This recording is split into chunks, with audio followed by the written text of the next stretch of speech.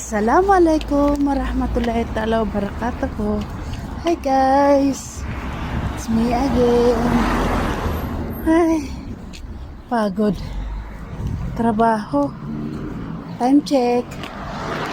Alas 5 ng hapon. Ito, naglalakad na ako pauwi ng bahay namin. Hirap pala guys. Maghahanap buhay ka. Kailangan mong magsipag. Kailangan mong bumangon ng maaga para maggayak, para makaano, kasama ng ayos, bawal magkasakit. Ang hirap maging OFW. Pero sa tagal ko nang nag-abroad guys, sabihin na natin mga 23 kasi nagumpisa ako nag-abroad 19, katapos 46 na ako ngayon. O diba? Ilang taon kaya yun guys? Kayo na lang magbilang, baka 23 or 22 ganyan years na ako nag-abroad.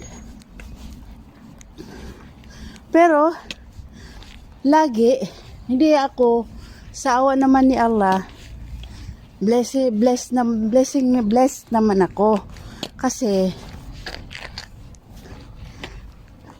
magaganda, mababait yung mga amo ko, employer ko.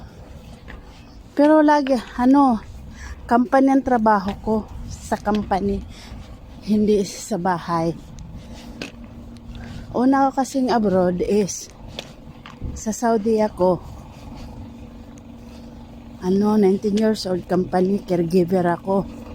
Tapos 12 years ako dun sa Saudi. Katapos nagsawa na ako. Lumipat ako ng Abu Dhabi. Sa Abu Dhabi naman, siguro sabihin na natin kulang-kulang 9 years. Ganun. Tapos, pagkatapos ng Abu Dhabi, dito na ako sa Europa. Magtatatlong taon na kami dito ng mahal ko sa Europa. Tagal-tagal na kami ni mahal. Siguro, magpipitong taon na kami. Sa Abu Dhabi ko siya nakilala.